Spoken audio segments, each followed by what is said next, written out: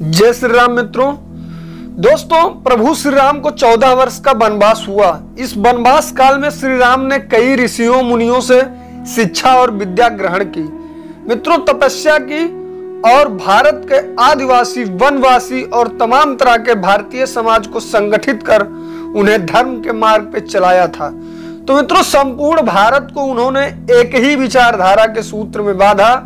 लेकिन इस दौरान उनके साथ कुछ ऐसा भी घटा जिसने उनके जीवन को बदल कर रख दिया। तो दोस्तों, रामायण में उल्लेखित और उनके अनेक अनुसंधानकर्ताओं के अनुसार जब भगवान श्री राम का वनवास हुआ तो उन्होंने अपनी यात्रा अयोध्या से प्रारंभ करते हुए रामेश्वरम और उसके बाद श्रीलंका में जाके समाप्त की थी। तो मित्रों, इस दौरान उनके स्थान पर जहां भी जो भी घटना घटा उनमें से 200 से अधिक घटना स्थलों की पहचान की गई है। तो मित्रों, जाने माने इतिहासकार और पुरातत्व शास्त्री अनुसंधानकर्ता के अनुसार श्री राम और सीता के जीवन की घटनाओं से जुड़े ऐसे 20 से अधिक स्थानों का पता लगाया गया है जहां आज भी तत्संबंधी स्मारक स्थल विद्यमान है। तो मित्रों, जहां श्री राम और सीता रुके या रहे थे वहां के स्मारकों की भित्त चित्रों और गुफाओं आदि के स्थानों के समय काल की जांच पड़ताल वैज्ञानिक तरीकों से की।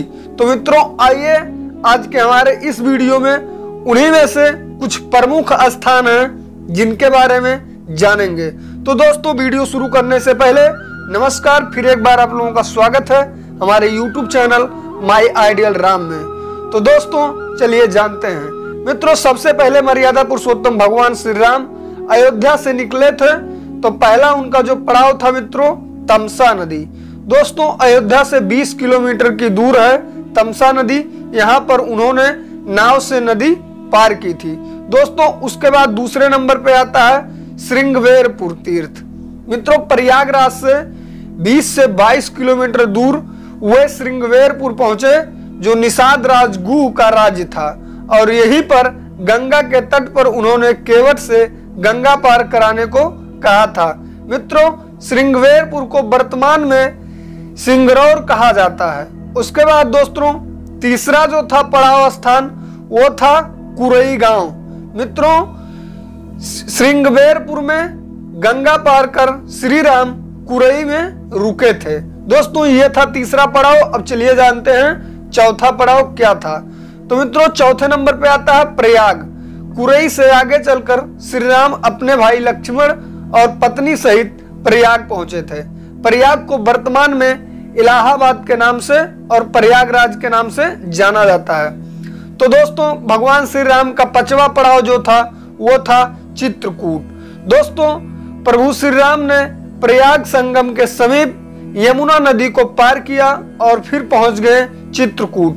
दोस्तों, चित्रकूट वह स्थान है जहां भगवान राम को मनाने के लिए भरत अपनी सेना के साथ पहुंचे हैं। और मित्रों, तब जब राजा दशरथ का देहांत हो जाए और भरत यहां से राम की चरण पादुका लेकर जाकर उनकी चरण पादुका रखकर राज्य करते हैं। तो दोस्तों, उसके बाद अगला पड़ाव जो था भगवान श्री राम का वो था सतना। मित्रों, चित्रकूट के पास ही सतना मध्य प्रदेश में स्थित है। और दोस्तों, अत्रि ऋषि का आश्रम था। हालांकि अनसुईया पति महर्षि अत्रि चित्रकूट के तपोवन में रहा करते थे, लेकिन सतना में रामवन नामक स्थान पर भी श्री राम रुके थे जहां ऋषि अत्रि का एक और आश्रम था। दोस्तों, इसके बाद अगला पड़ाव जो था भगवान श्री राम का वो था दंडकारण्य। और ये भगवान श्री राम के जीवन काल का वनवास में सबसे महत्वपूर्ण और ज्यादा समय यहीं पे व्यतीत किए थे। दोस्तों, चित्रकूट से निकलकर श्री राम घने वन में पहुंच गए। असल में यही था उनका वनवास और इस वन को उस काल में दंडकारण्य कहा जाता था। मित्रों, मध्य प्रदेश, छत्तीसगढ़ और महाराष्ट्र के कुछ क्षेत्रों को मिलाकर दंडकारण्य था। और दोस्तों, दंडकारण्य में छत्तीसगढ़, उड़ीसा एवं आंध्र प्रदेश के राज्यों को अधिकतर हिस्से भी शामिल थे।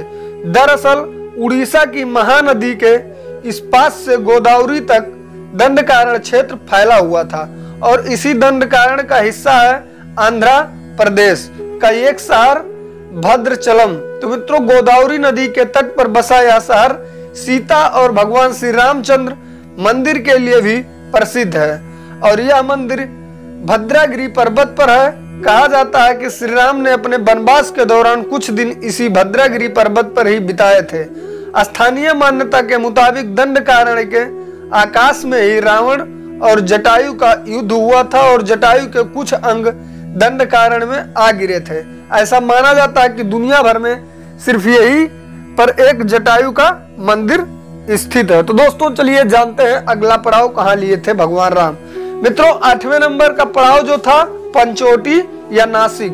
दोस्तों, दंडकारण्य में मुनियों के आश्रमों में रहने के बाद श्री राम अगस्त मुनि के आश्रम गए। यहाँ आश्रम नासिक के पंचोटी क्षेत्र में है जो गोदावरी नदी के किनारे बसा है और यहीं पर श्री लक्ष्मण ने शूर्पणखा की नाक काटी थी। और मित्रों, श्री राम लक्ष्मण ने खर, दूसर व त्रिशड़ा और उनके साथ युद्ध किया था और गिद्धराज जटायु से श्री राम की मैत्री भी यही हुई थी। मित्रों, वाल्मीकि रामायण अरण्यकांड में पंचोटी का मनोहर वर्णन मिलता है। दोस्तों, ये था भगवान श्री राम का 8वां पड़ाव। चलिए अगला पड़ाव जानते हैं। मित्रों, अगला पड़ाव था सर्व तीर्थ। नासिक क्षेत्र में शूर्पणखा, मारीच, खर, दूसर के वध के बाद ही रावण ने सीता का हरण किया और जटायु का भी वध किया था, जिसकी स्मृति नासिक से 56 किलोमीटर दूर ताकेड़ गांव में सर्व तीर्थ नामक स्थान पर आज भी संरक्षित है। मित्रों, जटायु की मृत्यु सर्व तीर्थ नाम के स्थान पर हुई जो नासिक जिले के इगतपुरी तहसील के ताकेड़ गांव में मौजूद है। इस स्थान को सर्व तीर्थ इसलिए कहा गया है क्योंकि यहीं पर मर आसन में जटायु ने सीता माता के बारे में बताया था। राम जी ने यहाँ जटायु का अंतिम संस्कार करके पिता और जटायु का श्राद्ध तर्पण किया था। इसी तीर्थ पर लक्ष्मण रेखा भी है। तो दोस्तों, अगला पड़ाव जो था भगवान श्री राम का पर्णशाला। मित्रों, पर्णशाला आंध्र प्रदेश में खम्माम जिले के भद्राचलम में स्थित है। मित्रों, रामालय से लगभग 1 घंटे की दूरी पर स्थित पर्णशिला को पनशाला या पंसाला भी कहते हैं। पर्णशाला गोदावरी नदी के तट पर स्थित है। मान्यता है कि यह वही स्थान है जहां से सीता जी का हरण हुआ था। हालांकि कुछ मानते हैं कि इस स्थान पर रावण ने अपना विमान उतारा था। इस स्थल से ही रावण ने सीता को पुष्पक विमान में बिठाया था और सीता जी ने धरती यहाँ छोड़ी थी। इसी से वास्तविक हरण का स्थल यह माना जाता है और यहाँ पर राम सीता का प्राचीन मंदिर है। उसके बाद दोस्तों, आइए अब जानते हैं अगला पड़ाव। तो मित्रों, अगला पड़ाव पड़ा था तुंगभद्रा।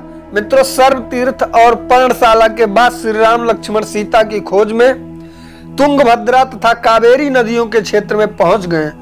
दोस्तों, तुंगभद्रा एवं कावेरी नदी क्षेत्र के अनेक स्थलों पे हुए सीता जी की खोज किए थे। इसके बाद आगे चलकर भगवान श्री राम का जो पड़ाव आया मित्रों, वो था सबरी का आश्रम।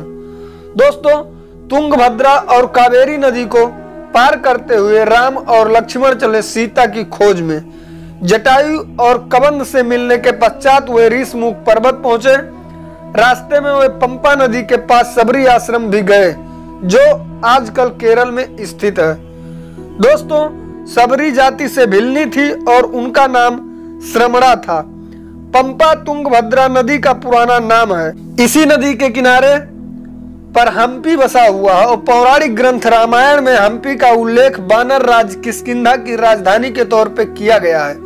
मित्रों, केरल का प्रसिद्ध सबारीमलै मंदिर इसी नदी के तट पर स्थित है। उसके बाद अगला पड़ाव मित्रों जो था भगवान श्री राम का, वह था ऋषमुख पर्वत।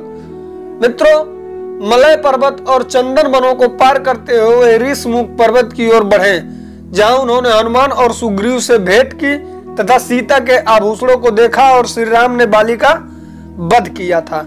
इसके बाद दोस्तों भगवान का अगला पड़ाव था कोडी करई। मित्रों, हनुमान और सुग्रीव से मिलने के बाद श्री राम ने वानर सेना गठन किया और लंका की ओर चल पड़े। तमिलनाडु की एक लंबी तटरेखा जो लगभग 1000 किलोमीटर तक विस्तरित है, कोडी करई समुद्र तट बेलांकनी के दक्षिण में स्थित है, जो पूर्व में बंगाल की खाड़ी और दक्षिण में प्लाक स्ट्रेट से घिरा हुआ है। यहाँ श्री राम की सेना ने पड़ाव डाला था और श्री राम ने अपनी सेना को कोड़ी करई में एकत्रित कर विचार विमर्श की। दोस्तों, इसके बाद आइए जानते हैं अगला पड़ाव। मित्रों, अगला पड़ाव था रामेश्वरम। मित्रों, रामेश्वरम समुद्र तट एक शांत समुद्र तट है और यहाँ का जो पानी होता है, छिछला पानी, तैरने और सन वेदिंग के लिए आदर्श है। रामेश्वरम प्रसिद्ध हिंदू तीर्थ केंद्र है। महाकाव्य रामायण के अनुसार भगवान श्री राम ने लंका पर चढ़ाई करने से पहले यहाँ भगवान शिव की पूजा की थी। और मित्रों, रामेश्वरम का शिवलिंग श्री राम द्वारा स्थापित शिवलिंग भी है। दोस्तों, आइए अगला पड़ाव जानते हैं। अगले पड़ाव में भगवान श्री राम धनुष कोड़ी पहुंचे। मित्रों, वाल्मीकि रामायण के अनुसार 3 दिन की खोजबीन के बाद श्री राम ने रामेश्वरम के आगे समुद्र में वह स्थान ढूंढ निकाला जहां से आसानी से श्रीलंका पहुंचा जा सके। मित्रों, उन्होंने नल और नील की मदद से स्थान से लंका तक पुनर्निर्माण का फैसला किया। और दोस्तों, धनुष कोड़ी भारत के तमिलनाडु राज्य के पूर्व तट पर रामेश्वरम द्वीप के दक्षिण किनारे पर स्थित एक गांव है।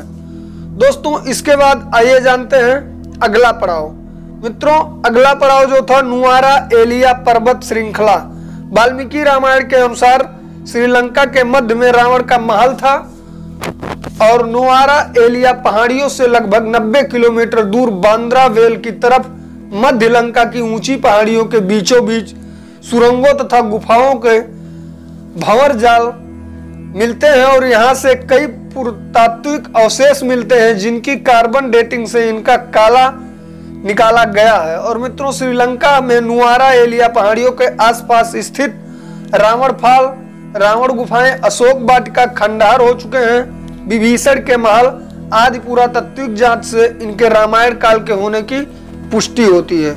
तो दोस्तों, आज के हमारे इस वीडियो में भगवान श्री राम अयोध्या से निकलकर प्रमुख स्थानों पे जहाँ पे पड़ाव लिए थे उसके बारे में हमने आप लोगों तक ये जानकारी दी।